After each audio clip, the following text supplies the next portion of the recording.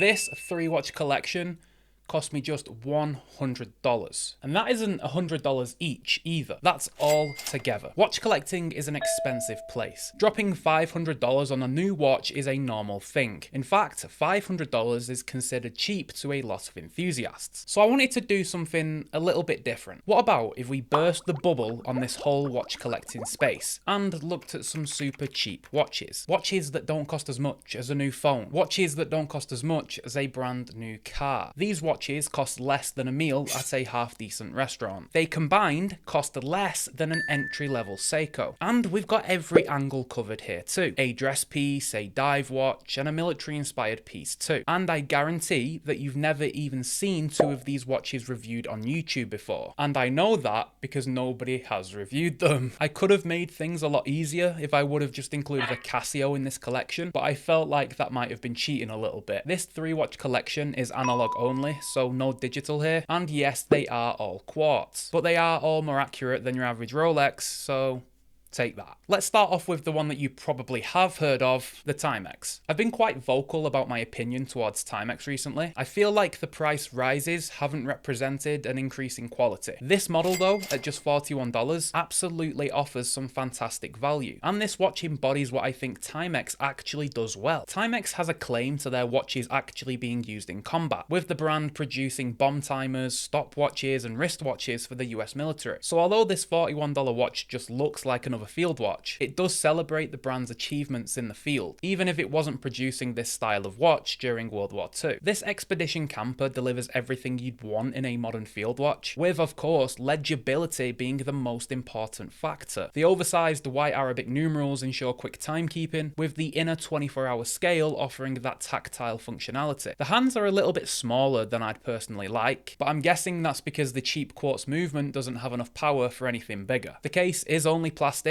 but that comes with the upside of being incredibly lightweight. The glass is only mineral, but it's super clear and does the job. And you know what? I'm actually pretty impressed with the strap. It's comfortable, durable, and suits the style. But the party trick of this Timex, and what makes this watch amazing at the price, is the low light legibility. We don't need good lume on this watch, because we have that amazing Indiglow technology. A simple push of the crown reveals the full dial in all of its glory. A feature that we only see on Timex watches because they own the patent. This field watch is offering a hell of a lot for just $41. Take it for a swim, beat the hell out of it, it'll take a licking and keep on ticking. There's actually a lot of choice when it comes to a super cheap dress watch. After all, the requirements for a dress watch are wildly different from something like a diver, which we will be covering next. As long as the watch is minimal, classical, and well sized, you can't really go wrong. Now I went for something that's completely left field, a watch that you've never seen before. This is a rectangular dress piece by Bergmann. This is a watch brand from Germany, one though that I'm sure outsources the production to Asia, which of course is reflected in the $39 price tag. Now I was tempted to go vintage with the dress piece. After all, you can find some gems in the vintage market for this kind of price, but keeping it new was the challenge. Now I'd somewhat call this watch a Cartier tank alternative, not because it has Roman numerals and 2 hands, but because it's a rectangular piece that has the same kind of vibes. The Romans are replaced by basic Arabics. The minute track is shifted to the outer dial, but the rectangular case remains. The dial colour is a strange one. It's like a mint and cream dial had a baby, but I do appreciate the lack of text, with just a simple Bergmann and 1922 occupying the space. The hands are polished, super basic, but they do the job. But the best part of this watch is actually the curvature. The case sides reveal a feature that usually costs much more, a curved case with a curved crystal. And for that $39 price tag, you're actually getting a stainless steel case. Timex, take note. Now this one is the most interesting watch of the 3. For those of you counting, we have exactly $20 left. And yes, I found a 200-meter capable dive watch for just $20. Well, kinda. This is the Seconda Expose. Some of you may instantly recognize the similar design to some vintage Tag Heuer F1 models, with the plastic bezel and hidden lug case. Clearly though, not a one-for-one copy. This $20 watch boasts specs that are hard to believe. Your $20 gets you a full stainless steel construction construction with a brushed finish. It gets you a 60-click unidirectional bezel. It gets you loomed hands and indices, and even a domed mineral crystal. But most impressively, a 200-meter water resistance rating. Now, I am incredibly skeptical about this number, as the push-pull crown doesn't fill me with confidence, but the case back feels extremely solid, and I'm sure that there's a couple of gaskets beyond the crown. Basically, I'd feel pretty safe taking this in the pool on holiday, and that's what we do with dive watches anyway, right? The supplied strap on this thing is one of nightmares, possibly the worst I have ever seen, and this is one of those funny combinations where the strap that I'm using actually costs more than the watch. This $32